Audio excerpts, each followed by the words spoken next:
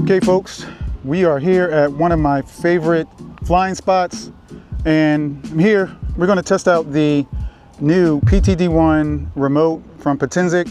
This remote is specifically for the Atom 2, and I'm just going to use it to fly the drone around, and we're going to test out a few things, see how it feels on the sticks, and also maybe use some of the intelligent flight features, and go through the app and see the similarities between this and the app on your phone, which pretty sure it's exactly the same, but we'll go ahead and look through it. And then also we're going to take it out a little ways and check the signal strength, not too far, but we're just going to check the signal strength and see how strong it is. This is also rated for 10 kilometers as well, so let's see how the signal does, especially around this water tower. If you can see this water tower, the water tower does have cell panels on it, I guess. Let's see if it interferes with this and see how this holds up. So you guys just stay tuned or stick around and we'll get right into it. All right folks, I'm ready to go and I'm ready to launch. I do have a recording of my sticks here, and I will do a screen record as well. So let me go ahead and get that started. So all you need to do is swipe down from the top and you see your screen record option there. And I am recording right now. And let me do that again so I can show you on the screen record. And there's your screen record option right there, icon. All right, and also I want to get my camera settings ready. So I like to shoot in manual and 4K 24 frames per second. So what I'm going to do is set this to a 1/50. It looks pretty bright right now, but I'm facing the sun, so we'll see what happens when we get in the air. I'm going to put this on manual, 5200 Kelvin, and my ISO as low as possible, which is 100, and I'm filming in 4K. And if I go over here to the other menu, 4K 24 frames per second, and I'm filming in P-Log. So we'll see what happens when we launch and see if I need to adjust the exposure. If not, I mean, I can just go in auto as well, and it'll be as close as it can get to the 180-degree shutter rule in auto. All right, so I'm going to start my recording now, and I'm going to go ahead and sync up the video, so just give me 1 second. All right, so we're in sync, and let's go ahead and launch.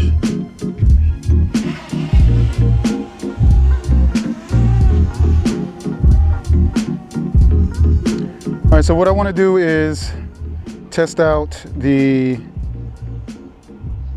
intelligent flight features. We're going to do some recording, and I'm just going to let the recording go and just let it ride the entire time that I'm up in the air. So right now I'm way overexposed, +5. So I should have put on, I have an ND16 on here, so I should have put on a ND32. So what I'm going to do, I'm just going to go ahead and stop the recording, or actually I don't need to stop the recording. I'm just going to put it in auto. All right, and then adjust accordingly. Actually, no, I'm not going to even do that. I'm just going to raise my shutter speed and until we get to maybe around 0. All right, so 1/240 is the magic number right now, and that's because we're facing the sun.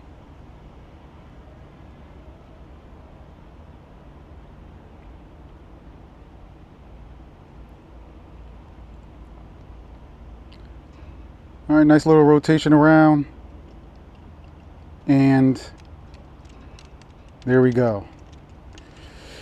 All right, so what we're going to do is face a different direction, and we're going to adjust my shutter speed back down to maybe 1/50, 1/60. I think 1/80 will be kind of the magic number right there. 1/100 actually. All right, so this is not really going to affect the motion blur too much.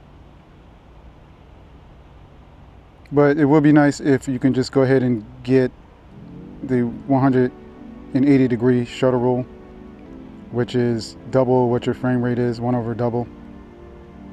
All right, so what we're going to do, we're going to take this out just a little bit. I'm at 76% right now, and I'm just going to press record again, and we're just going to test the signal. This is actually going parallel to me, and we're going to take it out just a little bit, and I can see where the drone is going. And we're just going to go over the trees here.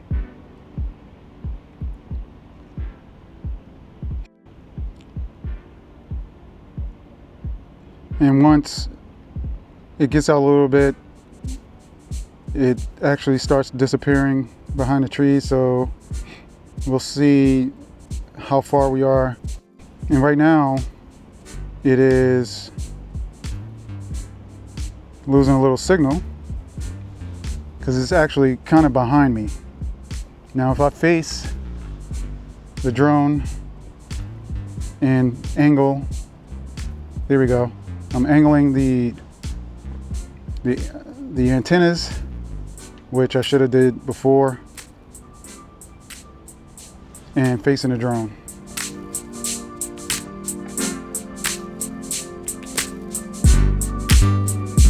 So we're like a little ways out, 1,500 feet, 1,600 over the trees.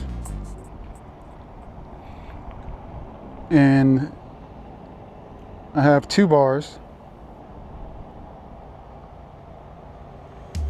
starting to disappear behind the trees, and it's kind of behind me,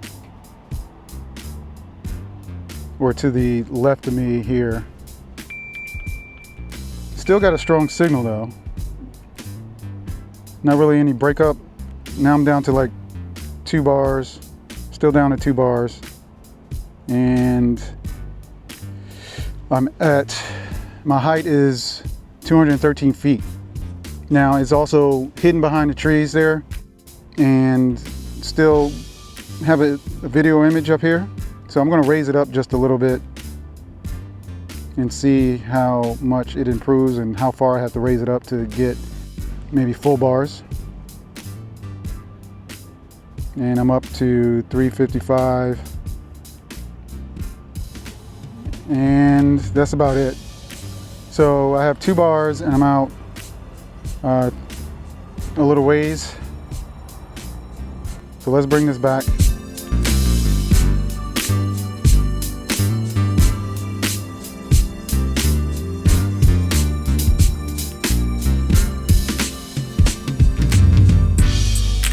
And bring it down.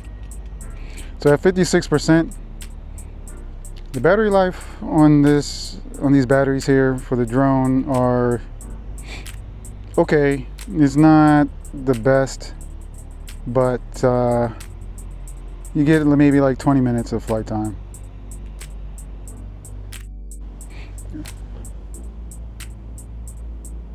And let's go around to the, let's go to the water tower and see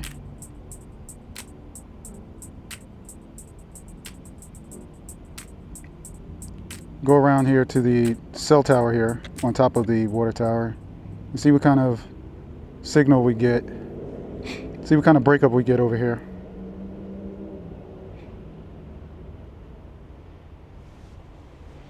Now this screen is 700 nits and I'm having no problem seeing it. I'm like directly in front of the sun here, and I'm having no problem seeing. We are by the cell tower and behind it, and it looks like we are getting pretty good signal. Now if I go lower behind the tower, now you see that it's actually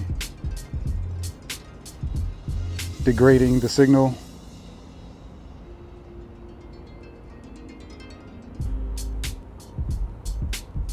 Yeah, so what we're going to do is I'm going to do a spotlight, test that out, and do a spotlight around it, down, All right, a little break up there. Once I get behind the tower, where the tower is actually blocking the signal, of course it breaks up. But I'm not sure.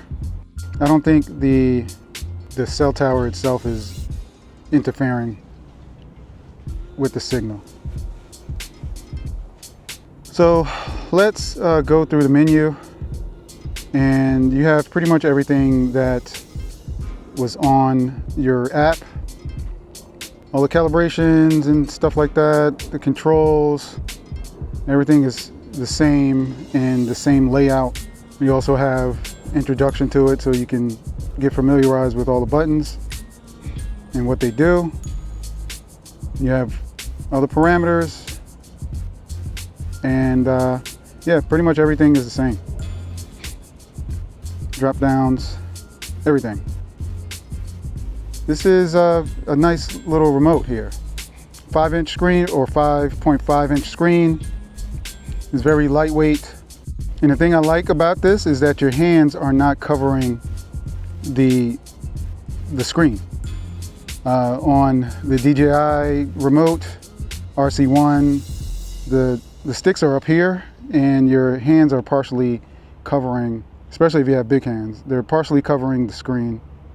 But these are, the sticks here are out of the way and you have full view of your display. Signal strength is okay. You just saw I did bring it out a little ways and brought it back and had a little breakup. You get a little breakup around this tower once I get behind it directly, but then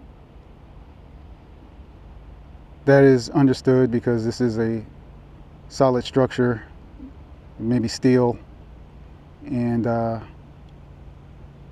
the signal doesn't get through. So that's fine. So let's break off of this and maybe get a couple more shots, maybe a top-down shot.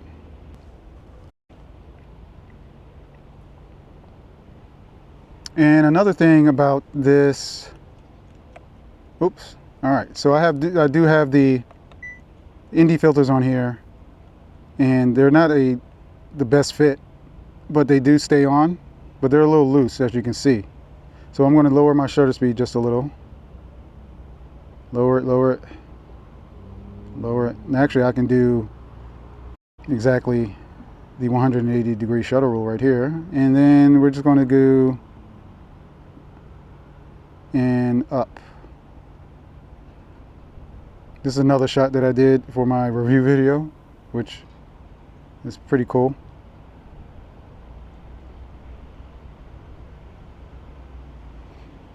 All right, let's stop there. Bring it up. Bring my shutter speed back down, or slow it down a little bit more, or speed it up a little bit more, I should say. 1/60th. And another thing I need to mention, when you're doing your screen record, make sure you stop it before you turn off the remote, because it will corrupt the file and you won't be able to play it at all. I learned the hard way, and this is one of the reasons why I'm back out here. So there you go. Let's put it in auto. And let's bring it down.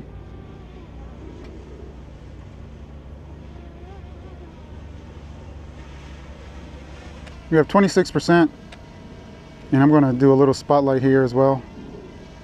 Bring it in a little bit so I won't be out too far. And let's do a little spotlight here.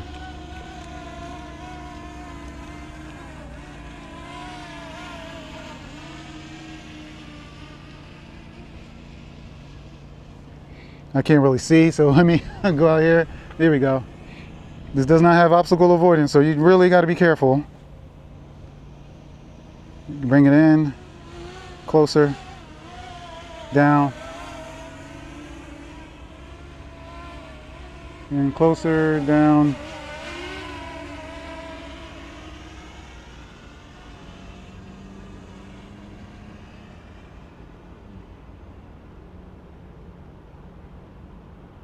Nice.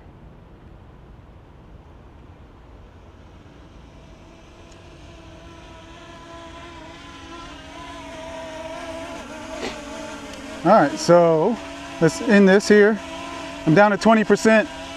Usually it asks me to return around 20% once I'm out, but I'm liking this remote. 700 nits, have no problem seeing the screen right now.